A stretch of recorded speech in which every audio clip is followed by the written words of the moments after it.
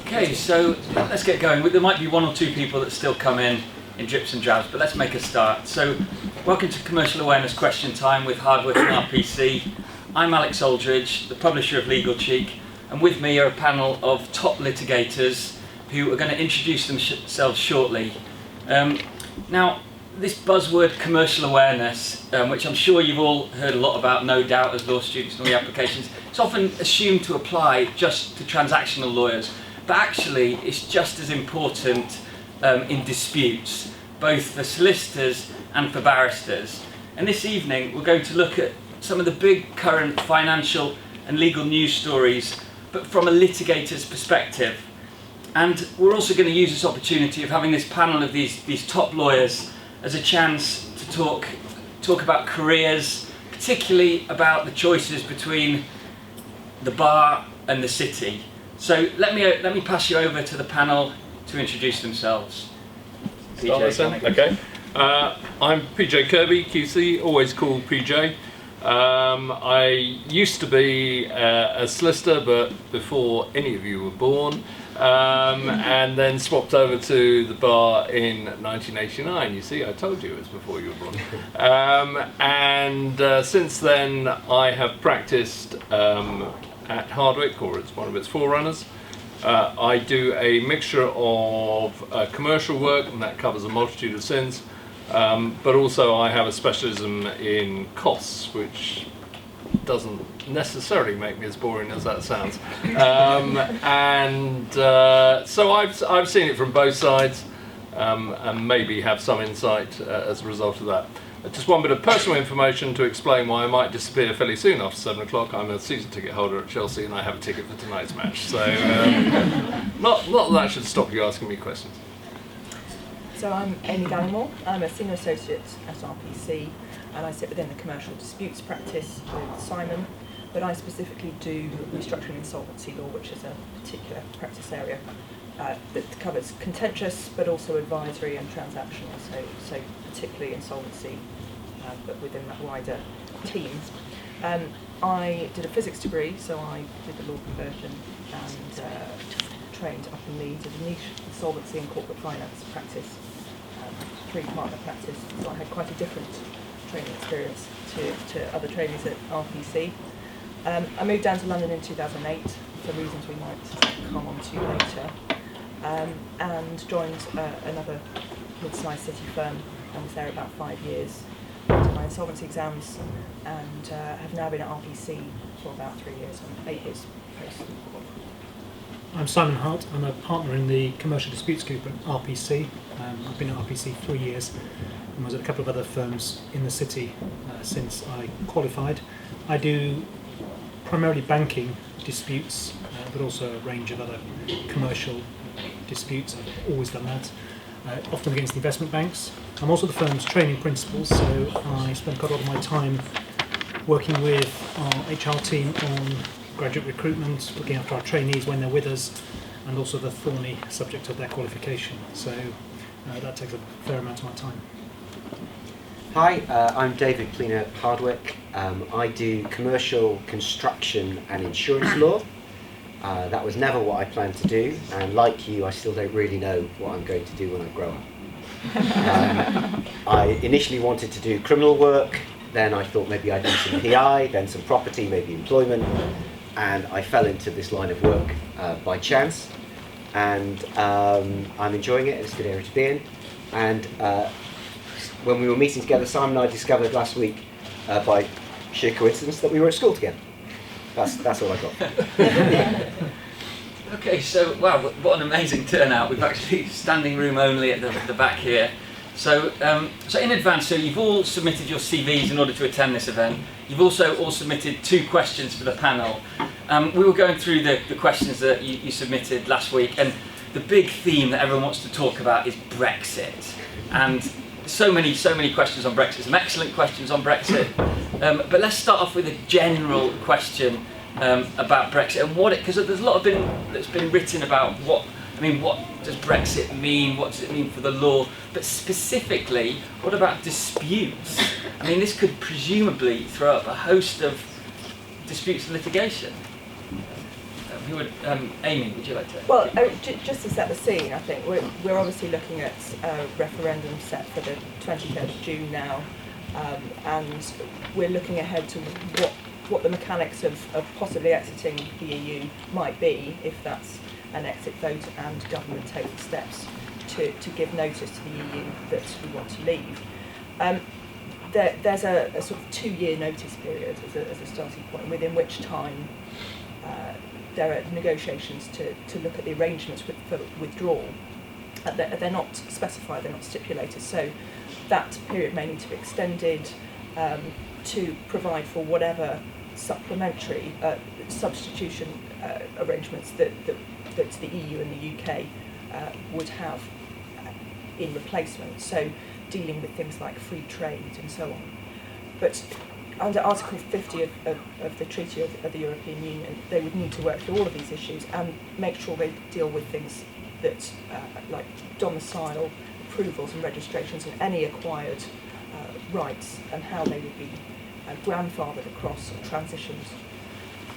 And that has effect for thousands of directives and regulations, so regulations that are automatically directly applicable here, which would fall away, and directives which have been implemented by individual member states. So the courts and legislators would have to look on a case-by-case and sector-by-sector basis how those would fit in and how they would be interpreted post-exit. For insolvency, so I'm looking at that practice area in particular, it's particularly important that there's a sort of cross-border harmonisation, and there's been work across jurisdictions around the world as to how that will work to recognise and facilitate how insolvency is dealt with. And this will be a step back in that sense, because the EU has done a lot of work in harmonising through the insolvency reg. It's been recently recast how that works together. So that's going to throw up additional inefficiencies in the system. What about the barristers on the panel? Are you kind of gnashing your teeth for some disputes here? I mean, I think the one thing that one can be certain of is that the uncertainty means that there will be plenty of litigation. For example, are there going to be commercial contracts in relation to supply of goods, distribution of goods, etc., which, in fact, are they going to be frustrated? I don't know what stage you're all at, but I seem to remember referring to something called frustration when doing contract law. Are they going to be frustrated? Are parties going to be in breach? Is it going to be force majeure? All these sort of things are going to be issues that are going to arise.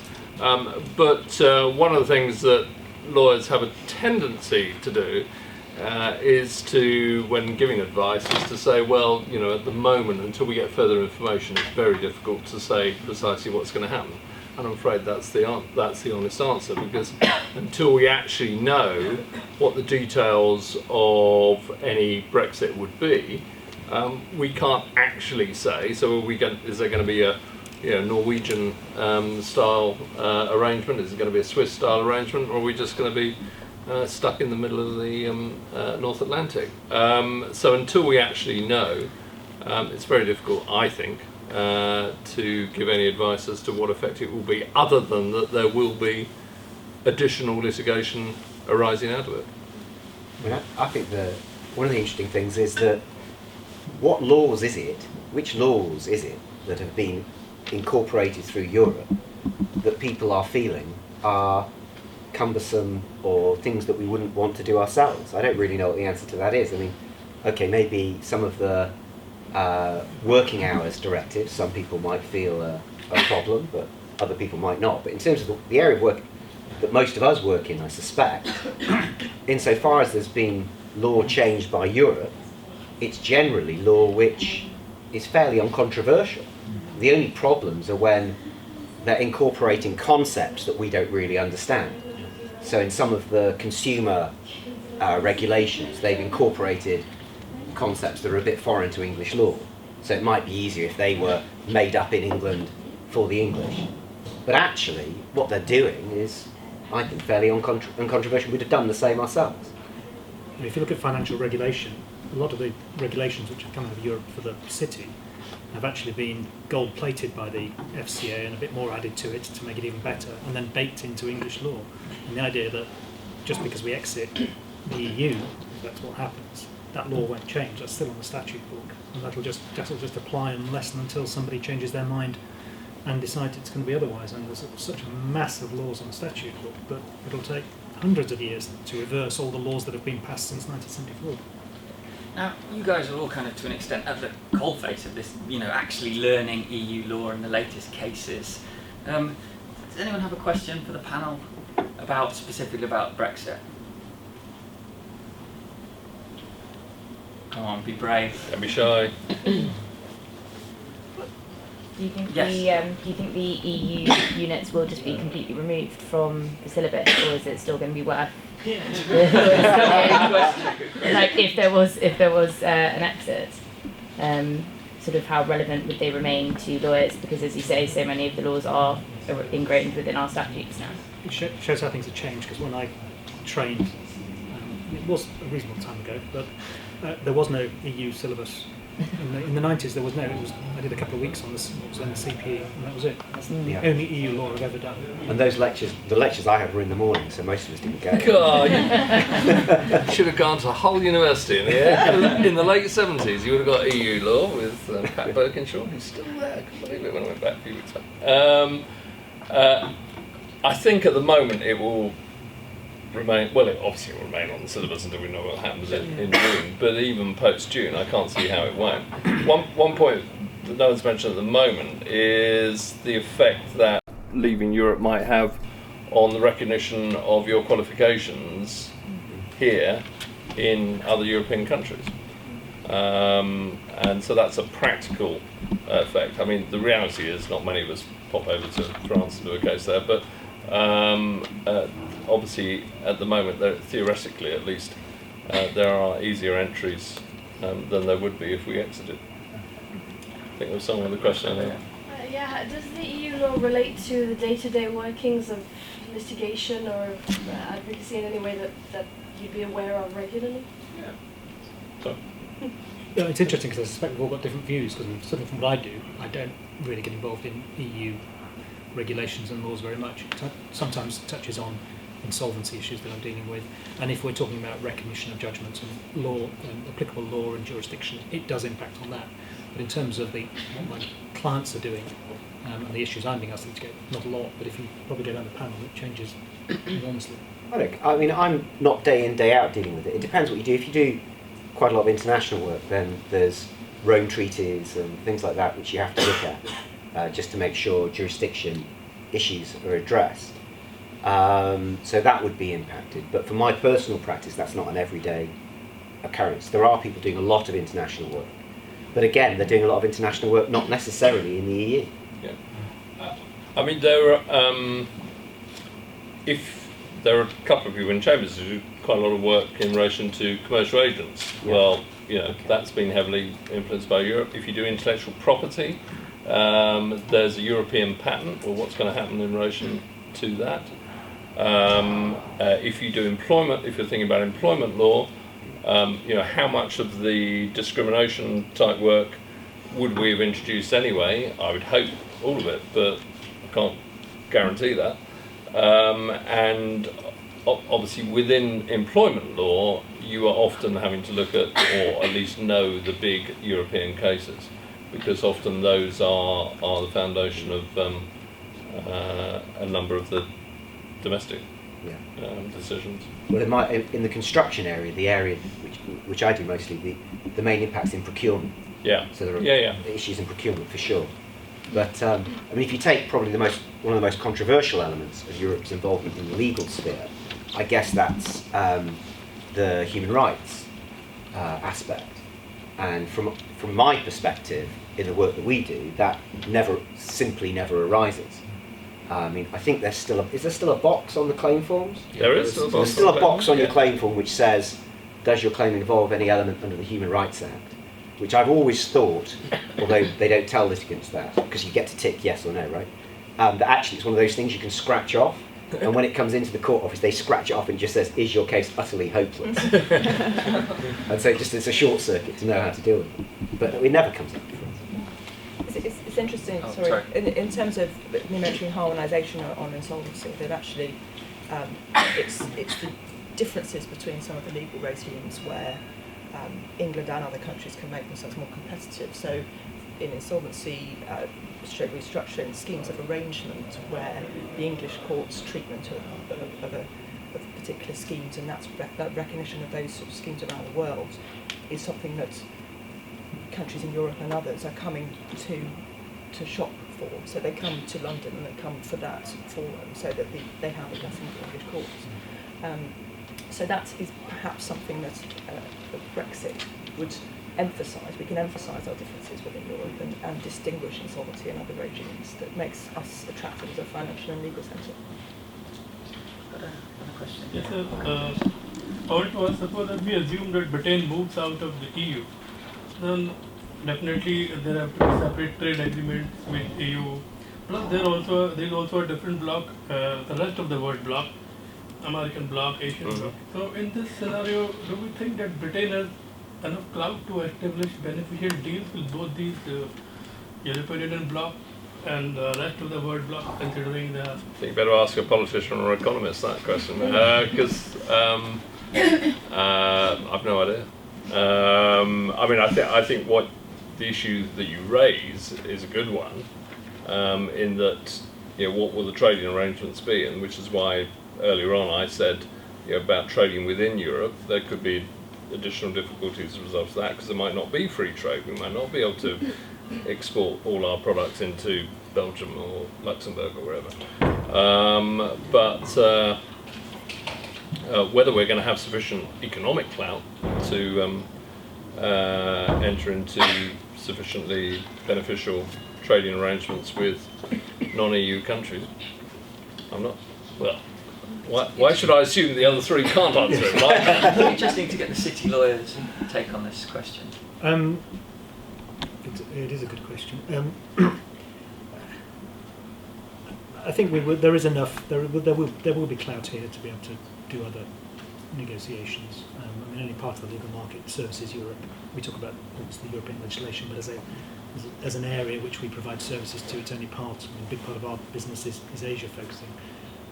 So things will change, but I mean, I support what BJ says. With regards to the insolvency law, Do you mind just speaking up a little bit? oh, sorry. Yeah, with regards to insolvency law, I'm not really familiar with this area. Could you please clarify with the harmonisation period? What do you mean by that? So by harmonisation, in an insolvent situation where a company that might be in the EU is looking at a distressed situation or is unable to pay its debts and so needs to have a regime that deals with its creditors, if there are cross-border elements to that, what is important is cooperation between courts and jurisdictions and recognition of those regimes as to how it affects assets, creditors and other stakeholders in that system. So the cooperation between courts, the enforcement in other jurisdictions, being able to bring in assets and recognise creditors' claims, ideally needs to be as harmonised and as consistently applied as possible for that to work across borders. Will the British courts or the foreign courts be willing to do that? Will they actually be this harmonisation period? Generally speaking, it's still in their interests for there to be harmonisation as there is cooperation with countries outside the EU. But what's in place at the moment is a regime within the EU that makes that all the easier, and it means that everybody, all the member states need to recognise and cooperate in a certain way. So stepping outside of that, there will still be provisions to assist between courts and between office holders, but it won't be as streamlined and efficient as this system currently is. Step back. Okay, we get lots of questions here.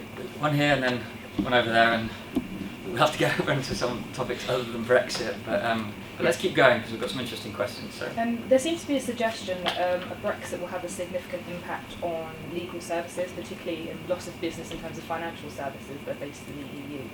And then it seems to be that the implication of that will be that firms and chambers will consolidate or maybe get smaller. I just wondered how significant is EU-related work in the commercial sphere, and if it is that significant, is there a risk that places and chambers and commercial firms will reduce for trainees and placements become more competitive?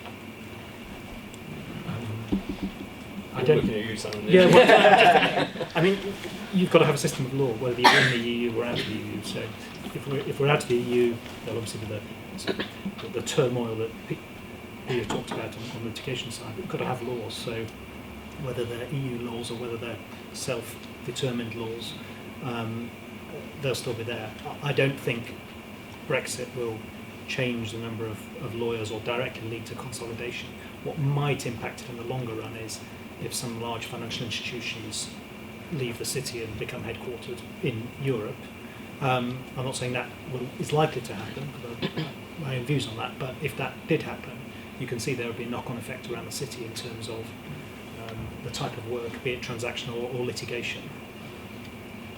But English law and English jurisdiction, irrespective of where the firms are headquartered, is well established as a commercial law for transaction and trading and litigating. So I don't think there'll be an immediate outflow of lawyers or reduction. So these students don't have to worry. They've got enough No, worries on their minds at the moment with all. Question at the back there. So at this time of uncertainty, are you or would you advise clients to take precautionary steps, or are you sort of advising to sort of cross that bridge even when it comes to it? I think that if you were drafting a contract today which was between a UK company and a Euro company, I think I'd advise that you put in something to explain how you're going to deal with the situation if the tariff regimes change or the free trade situation changes, in order to avoid arguments of frustration. I've had cases where they have these tariff rates and rebate rates over solar panelling, where the government try and encourage people to do solar panelling, and they change periodically. And I've had quite a few cases where you've entered into the agreement on day one, where you get £10 back per bit of whatever it is you shove in, and then on day 10 the government changes it to £15. And the question is, has the agreement been frustrated? Who's taken the risk of that extra £5? What if it makes it completely commercially unviable? And you can be pretty sure that the answer is not in the contract.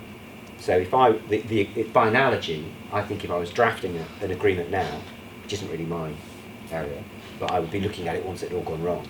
So actually don't put it in, because if you put it in, there won't be any litigation about it. But if I was advising them, that's what I'd advise them to do. Do you think that Brexit or Remain could be an opportunity for these guys? Because whatever happens, lawyers seem to be predicting that it's going to throw up a lot of work either way. Potentially because there will be some follow-up negotiations even if we stay in. And do you think it could be a good idea for these guys to be focusing on EU law? I don't know about focusing, but it will throw up disputes. Brexit will certainly throw up disputes. I'm not sure how much Remain will. I've never come across that until you referred to that. I like that word. I'm not sure how much remaining in will change the legal landscape. Obviously, exiting would, and would throw up plenty of disputes. And I think you've got to be planning for that. You'll probably get a question about that in your exams as well. I would certainly expect you to want to concentrate on your consideration of that. Any more Brexit themed questions? Loads. Quick one at the back, yeah. How do you see the court's approach changing now in interpreting EU law moving forward, which was already implemented by UK law? Because the court usually adopts the purposeful approach. How do you see that changing now moving forward? personal question, isn't it? Because if we presume that there's a European law that's been implemented by the Brits, but we then exit, how does England? I think the answer is England will at that point decide that it can interpret it just as it sees fit. Whether that'll make a blind bit of difference to the end result, I doubt. But I think they will. They'll say, well, this Parliament's intention by Brexit was to allow us control an interpretation of our own laws. So I think that's how they do it, personally. I guess in that scenario you could still see some of the decisions being made elsewhere in the EU being cited and being brought in, so to that extent it will remain relevant as a comparable regime. I agree. I mean, in insurance law, which I do, we very often talk about Australian, Canadian and New Zealand cases, which aren't binding, but which we look to because they are grappling with similar common law principles. So I think they would look at that, but I think it would gradually reduce because they're not necessarily applying the same common law principles in Europe. A question over here? Thanks. One of the terms of the Remain, as kind of came out from the Brussels negotiations, was the fact that Britain would not need to integrate anymore. And essentially the whole point of integration was, aside from financially, was legally try to incorporate EU law into Britain. So in case we do remain, legally, wouldn't there be an issue with trying to stop integration but depriving people of their rights as Europeans? Was there in terms of Cameron's great negotiation, I was going to say, was there anything mentioned about law? Remind me. I don't know. Anyone know? I know we're not to have ever closer union, but I'm not sure that he. Well, I was going to say, said isn't that going to be our supposed get-out clause that we're no longer signed up for ever closer union? And my guess is that it will be sold to us. That sounds pejorative, but it wasn't meant to. It will be sold to us as if that means that we won't necessarily have to take on board everything that we've taken on board in the past. Who knows?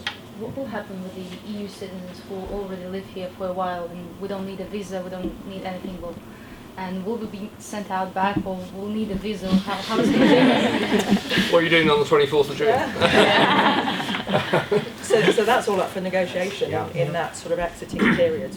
Probably for all new of it. people. There's nothing that's set out and set in stone for anything. For new people, it makes sense for it. They would have a visa or something before we just nearly came, but for people who live here for a while, and what terms, what absolutely uncertain. Yeah, we don't know. Well, just have a reasonable expectation though of being able to remain. Surely we wouldn't just boot people out like that.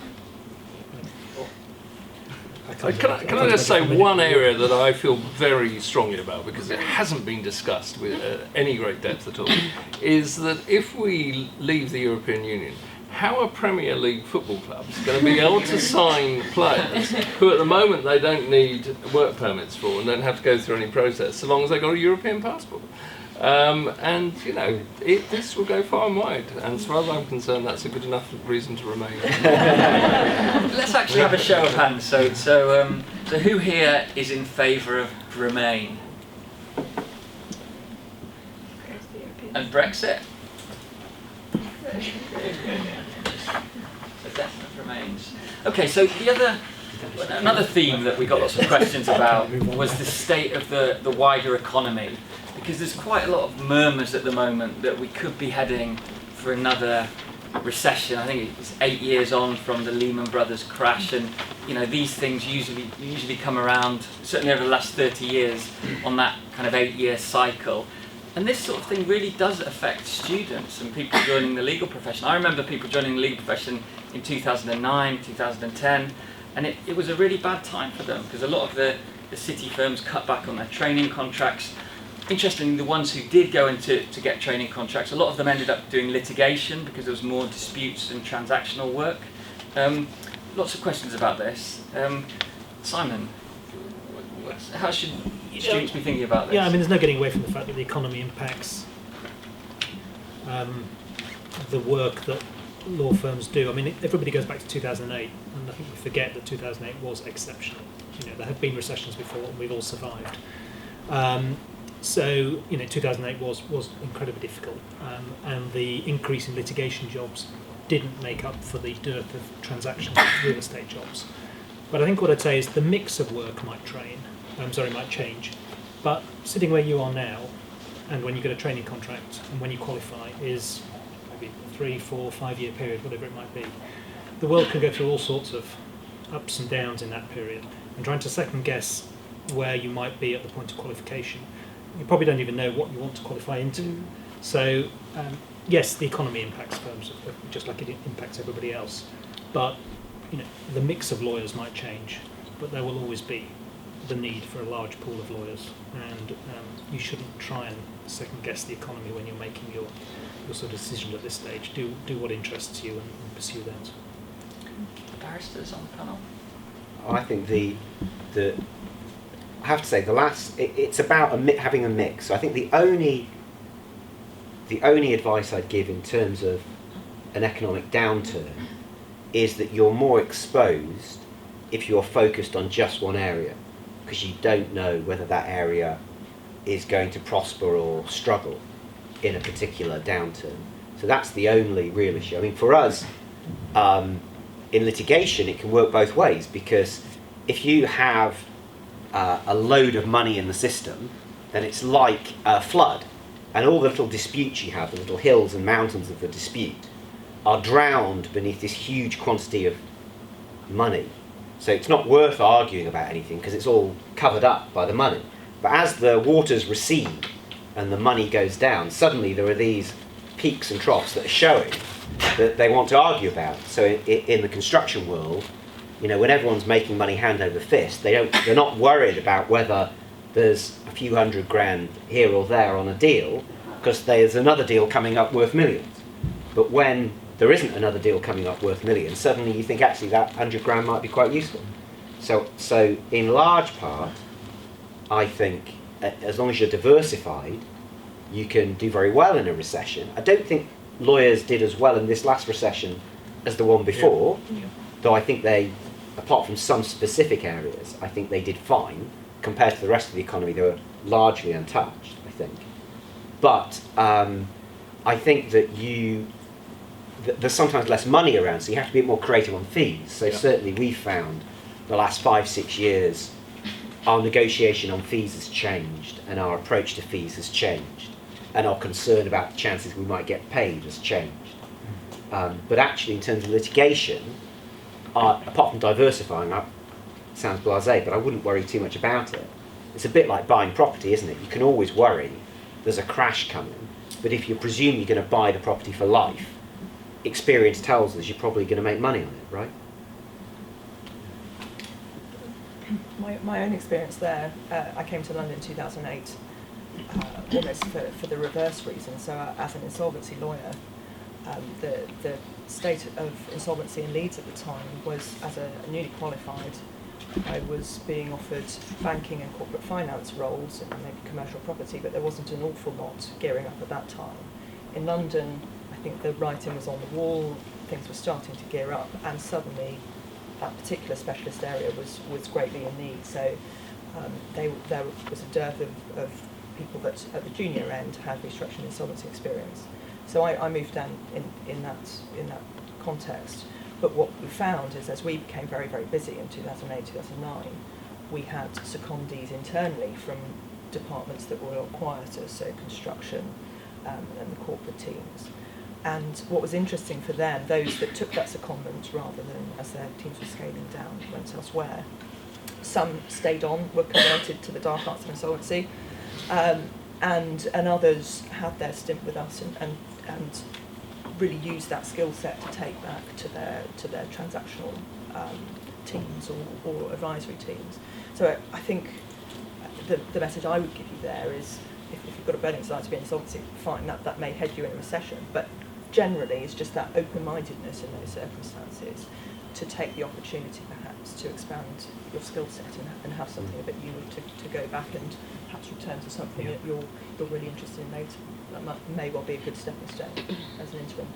Well, because just thinking about it, there has been a chambers quite recently that dissolved, that had been a big insolvency chambers, and obviously had expanded on the back of the recession. And as that work moved away a little bit, it wasn't working for them. Now, I'm not suggesting for a moment financially they weren't viable, but for whatever reason, that move in the market undermined their business proposition. Worked out rather nice for Hardwicke because we picked up some nice people from that set. But it does show you that it's not, nowhere's immune to it. So that's why I think, going to a place that does a number of things is probably the wisest move. PJ, you'll take you because you must have seen a few recessions in your time. I remember the 1930s. The South Sea bubble. I was actually going to say, in a bit of a David Cameron way, I agree with David. I think that in litigation, there's always plenty of litigation in a recession, but there is greater pressure on fees. So you've got to be more, as to use David's phrase, you've got to be more imaginative on fees. Also, obviously, when there are cutbacks, you may say, well, I don't work for any public, I don't do legal aid, and I don't do much work for public bodies. Well, you'd be surprised how many clients are, in fact, one way or another, have public funding behind them, and they are particularly keen to drive fees down. So that has been, I would say, what I've noticed in this last recession. Obviously, for smaller firms of solicitors who may, in the past recessions, I remember so long ago, Alex, thank you for reminding me, they had a really hard time on things like conveyancing and things like that. But that market's changed anyway. It's not what it was. But again, diversification is one of the ways for a firm to get around that. A firm that is only concentrated in one area is obviously going to have a problem if that one area comes under sustained attack from whatever source. I've got a friend who ran a good solicitors firm, largely based on legal aid. Yeah. It was family work and personal injury work, and that's been decimated. Yeah. He's had to completely change his business model. One thing actually we discussed the other day was you can have just as important an impact or just as devastating an impact from some sort of regulatory change. So look at employment law. Now there are employment lawyers still out there, don't get me wrong, but look at the numbers of claims in the tribunals and the way in which those have just gone down so much. Because of fees and everything else. So that one change overnight, and it literally was overnight, wiped out quite a number of employment laws, or wiped out that area of work. So it's not just the recession, it can be something like that. Court fees, Question at the back. I'll just ask a question for law firms. Which is more of a threat, direct access or outsourcing to non-lawyers? Good question. Direct access, actually, in a bizarre way, has served us quite well in that there's been direct access to the bar. Counsel's given and looked at it, but actually, if it turns into a material case, the bar accept this are not equipped to deal with the type of work that the solicitor does. So actually some of that then comes back to solicitors in any event. We might not get it in the first case, but it does come back. Outsourcing to non-lawyers,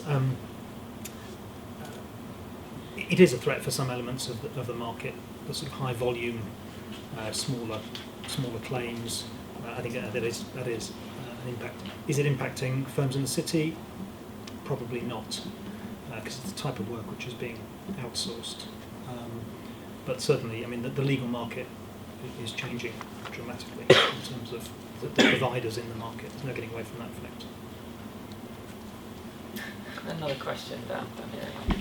With regards to the economy, to what extent, as an applicant for pupillage, to what extent do I need to be aware of the actual economic workings and the non-legal side of commerce, and workings of companies and what their interests are? I mean, from Chambers' point of view, I'd be amazed if you needed to know very much, really. I don't know what you think.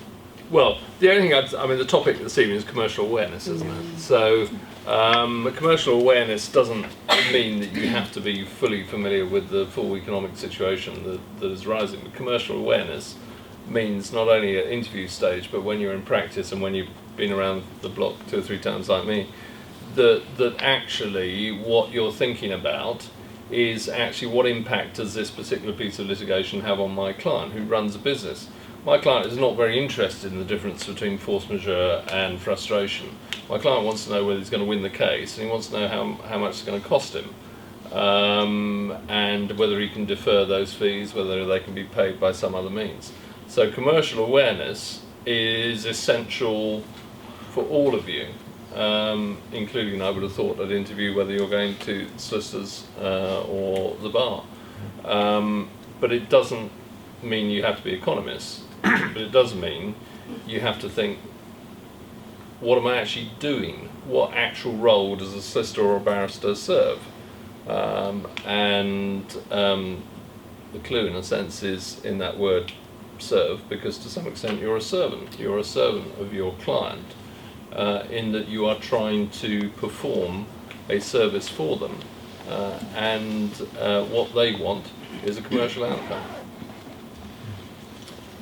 That's an interesting one, because it seems that, because PJ, I suppose you were a solicitor though, so maybe you're a bit more commercially aware and you think about it a bit more than typical barristers. It was interesting, David, your first response was actually maybe you can get away without knowing that much about the world of commerce, because you certainly wouldn't hear that from a city lawyer. No, I mean, I suppose it's on I'll two... talk to him later. For a law firm, it's on 2 levels. I mean, just talking about RPC, we do look for commercial awareness in people who come and apply for jobs with us. Not looking for an economics degree, but we are looking for a genuine interest in the city and commerce. And that might be in the degree you're studying, it might be just being able to talk about what's going on in the wider world. But if you don't exhibit that, it becomes difficult to meet the criteria. But I mean, I think commercial awareness and that point comes in at 2 levels for law firms, because obviously we need to know and appreciate the wider world in which all our clients are operating, the decisions they're making. I love litigation. I love litigating their disputes, and you get completely focused in it, and that's your job.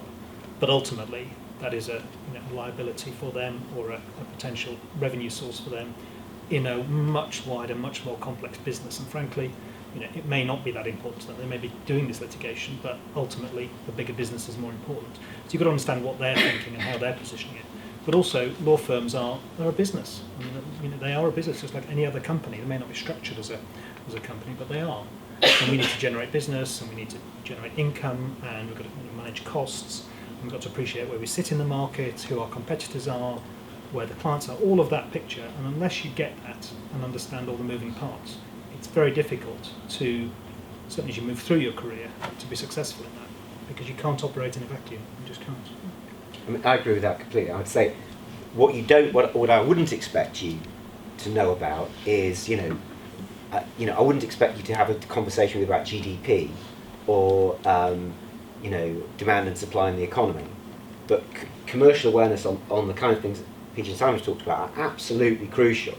And particularly, I think, there is a perception and there is a risk that we see people come through our doors, great academics, fascinated by the law, utterly useless lawyers, because they've got no idea. They're writing an interesting academic piece on a legal problem, and you've got to realise that the legal analysis is a means to an end, and if you don't get that, you can't help your client.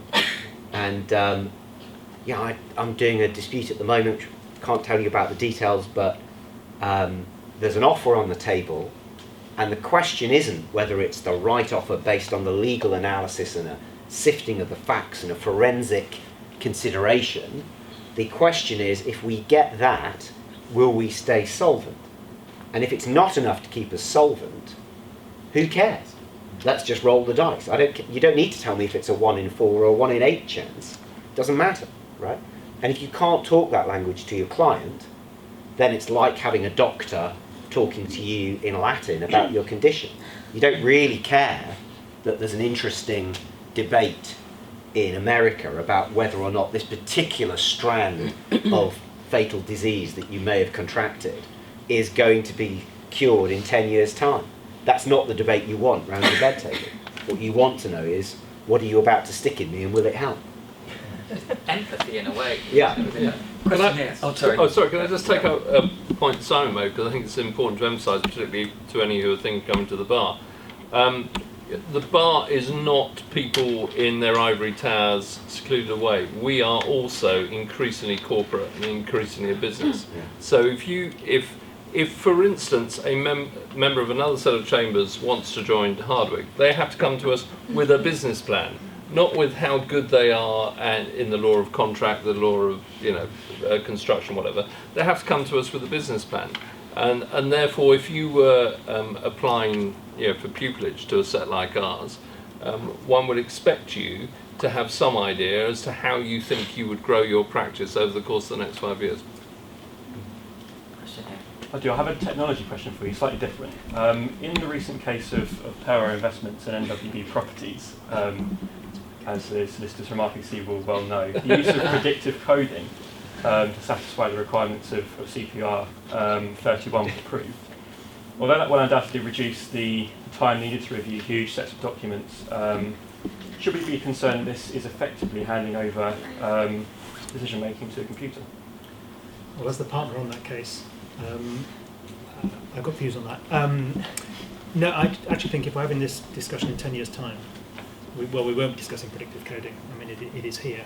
It's been happening in the States, there's been some cases in Ireland, and it's just the natural progression of the use of computers. And I mean, it's been fairly well proved that the accuracy of the algorithm which is used in its various sort of forms of it, but is just as accurate as having 100 paralegals in a room who sifting through documents, and the accuracy of a paralegal at 5 to 5 at night when they've been doing it all day is what it is. So it's here to stay, and there are various safeguards go around the process you use, quality checking, that type of thing. But I think it's just the natural iteration of life. I was just going to say, I mean, actually, I think I challenge the premise of the question a little bit, because I think hand in hand with technological advancements like that, I think that the future for disclosure in the English system is going to be very different in 10 years' time. I think that there's been a move over the last 5 or so years away from wide-ranging standard disclosure as the absolute presumed way of doing business. And we all know the CPR now has a menu of options for disclosure, and the roles-building judges are increasingly saying, well, do we really need full standard disclosure on this case? Is that really what you need? And I think, not sure it overlaps with the Brexit question, but I think if you talk to businesses in Europe which have some very different disclosure obligations, they aren't saying, geez, I really wish we were in England for this litigation, because then we could go through full disclosure.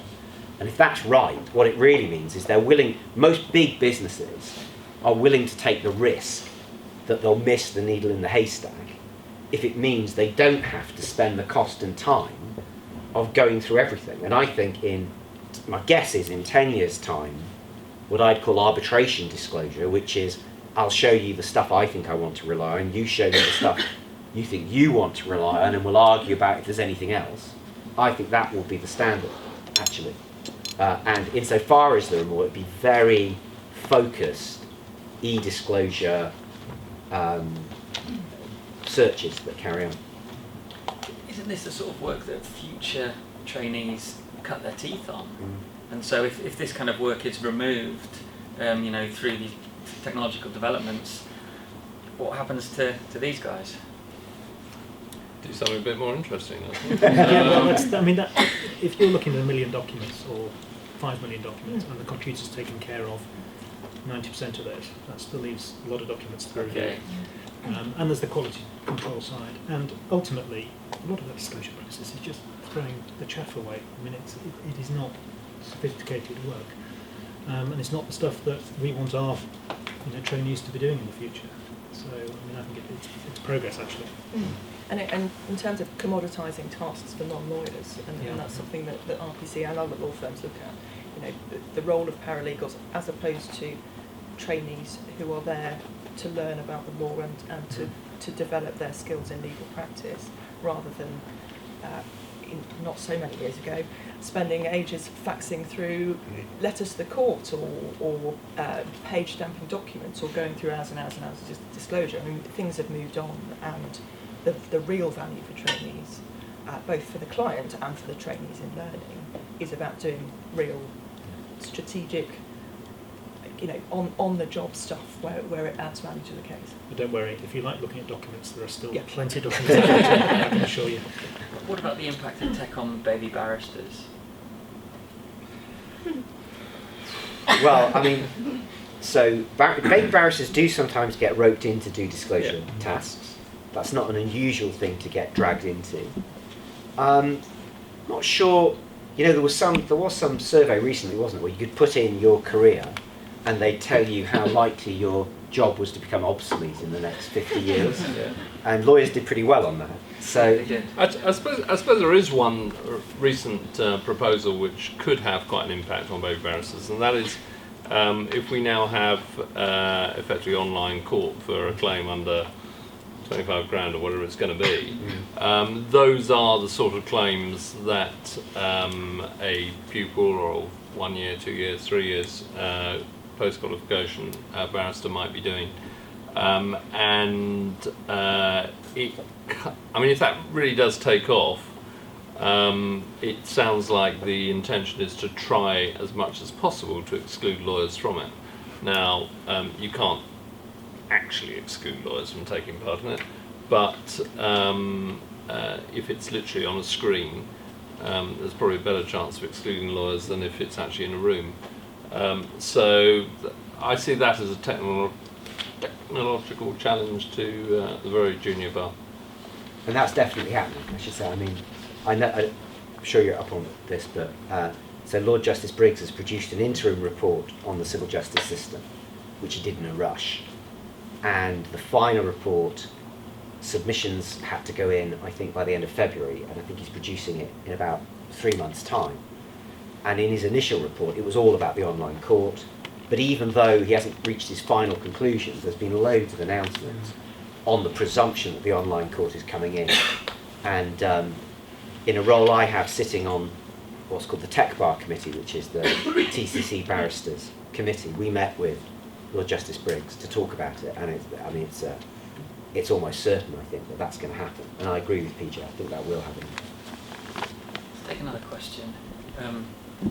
Going back to the point about the requirement for transparency in the fee structuring, do you reckon barristers and solicitors firms alike would be moving towards a fixed fee sort of basis, or perhaps more imaginatively a collaboration with litigation funding funds that specialise in that, so to increase the access to the court system and litigation English generally?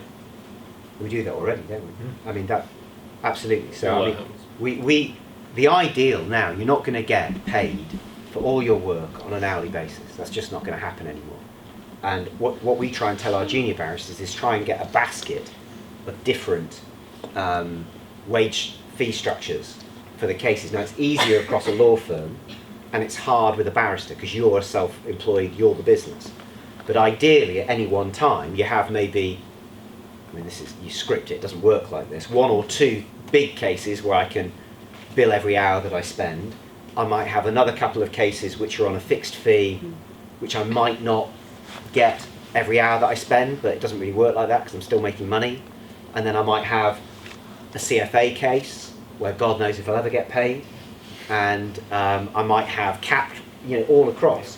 Might have things with litigation funding, and I'm sure it's the same for law firms. Yeah, I mean, I just agreed a cap on a matter today for a client. They came in and we were talking about what they needed, and I said, look, they want an opinion on something, and then they'll do a roadmap as to where they might go from there, and I said, fine, we'll do that. On the first stage, I'll do it on a capped fee for you. So if it's less than the cap, you only pay that, and if it's more than that, we'll just pay the cap. And that happens all the time, all the time. And I spent most of yesterday drafting points of reply in relation to a cost dispute where the main dispute is whether we did agree a cap or not. I go back and check the draft. It is difficult on the construction side, though, isn't it? More so than transactional, where fixed fees have been better used for a long period of time, probably.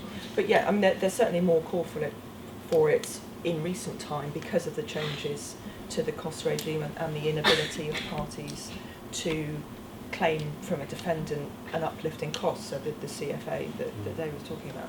So that changes the landscape. Funders become more relevant to that, but you know it will change the type of litigation that parties are able to do because the numbers have to be bigger to justify different sort of cost sharing arrangements because everybody needs to factor in the risk they're taking in jobs like that to make sure that it comes back through some means, and if that's not through the defendant, it needs to be in a greater uplift somewhere else. Or, you know, at the end of the day, that we have to make sure that there's a profit being made on jobs overall, and that has to be priced back into the mechanisms that we use. I have a question. Oh, sorry. No, but go for it, and then we'll come to you in a second. Yep. Cool. I have a question for PJ before he has to leave. It's in relation to cost. I wouldn't sacrifice my personal enjoyment for the general good. It's in relation to cost disputes. I don't know the nature of our practice, but how has the drop in oil price affected the renegotiation of previous oil and gas contracts, and how has this failed negotiation lead to disputes in relation to costs? Not at all, because I'm actually legal costs. But as it happens, I have a daughter who's a qualified solicitor, and not surprisingly, we occasionally chat on the way home about these things. And she was dealing with that very issue last week. And again, it was in fact the extent to which the particular drop in fuel prices, oil prices, whether that amounted to frustration or force majeure under the particular terms of the agreement. So, I mean, it's an issue that obviously comes up in those sort of arrangements. But no, I'm legal costs rather than the commodity costs. So the drop in oil price can be considered as a force majeure situation? I wasn't saying that. I was just saying that was one of the arguments. I didn't think it could. Yeah. But there we go. So what's then the difference in legal training between solicitors and barristers? If in the future, say 10 years, you wanted to be a CEO or a judge or a mediator, what do you think gives the best grounding? That's a good question. I can get out my thing between solicitors and barristers. Yes, thank you. That wasn't scripted. I brought it with me. Yeah. So I found this. Someone had sent me this years ago, and this was my chance to talk about the difference between barristers and solicitors. Okay, bear with me. So. A man is flying in a hot air balloon and realises he's lost. He reduces height and spots a man down below. Sorry that they're both men in the story. He lowers the balloon further and he shouts, "Excuse me, can you help? I promised my friend I'd meet him half an hour ago, but I don't know where I am." And the man below says, "You're in a hot air balloon hovering approximately 30 feet above this field. You are between 40 and 42 degrees north latitude and 50 and 60 degrees west latitude. You must be a barrister," says the balloonist. "I am. How did you know?" "Well," he says, "everything you've told me is technically correct, but I've no idea what to make of your information, and the fact is I'm still lost." "You must be a solicitor," says the man below. "I am," says the balloonist. "How did you know?" "Well, you don't know where you are or where you're going. You've made a promise which you've no idea how to keep, and you expect me to solve your problem. The fact is you're in exactly the same position you were in before we met, but now it's somehow my fault." So, what was the question?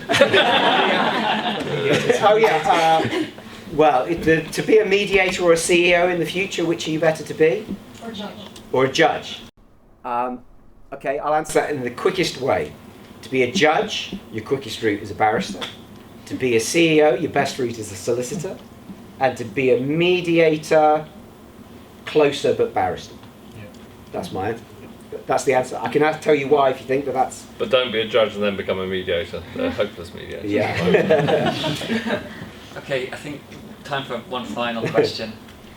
If I get pupillage next year and I'll have a year where I'm not doing anything, if I wanted to go into the commercial and chancery work, what's the best thing to do in the meantime? Same for training contracts. Yeah.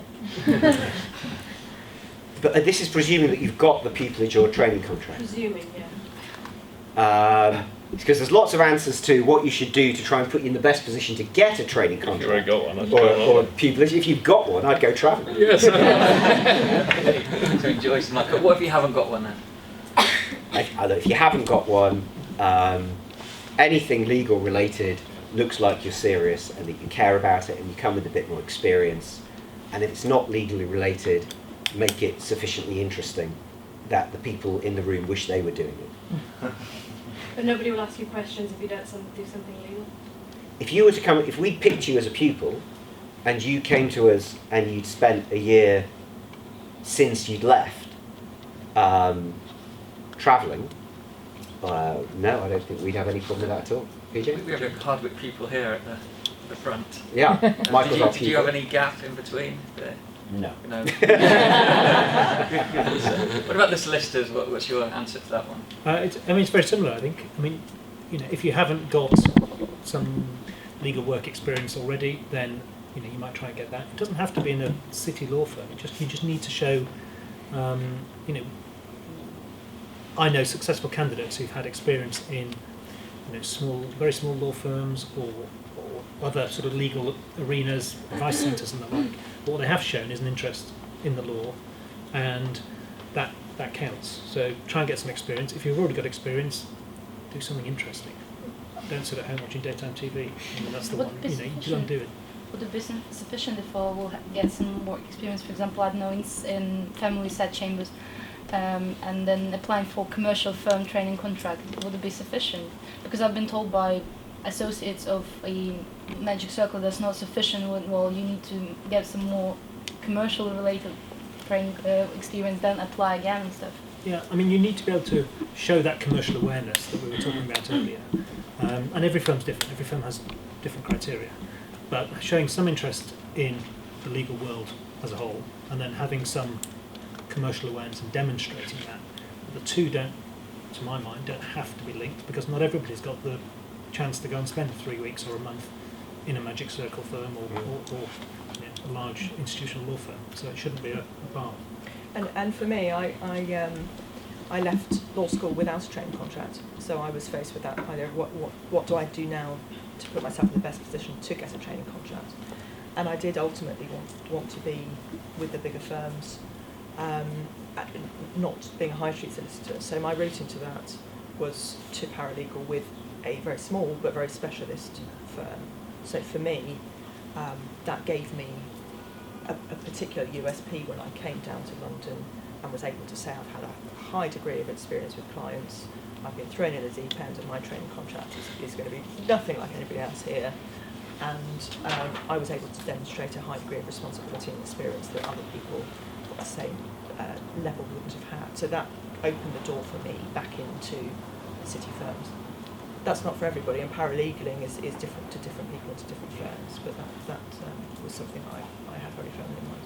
It's interesting, because there is that, it's probably not talked about enough how a lot of lawyers do start out as smaller firms and then move up to the much bigger firms. We're going to have to wrap up there because we're out of time, but there's going to be opportunities to chat to some of the lawyers. Unfortunately, PJ's got to rush off to the Chelsea game, but some of the others are going to hang around, so you'll be able to ask any questions you didn't have a chance to ask. We've got drinks that have been put on by Hardwicke. We're going to have them in here rather than going to the other room, so we're just going to move some of the back rows of chairs away a little bit. But let's have a big round of applause for a fantastic panel. Also some great questions as well, so great audience, fantastic turnout. Help yourself to drinks.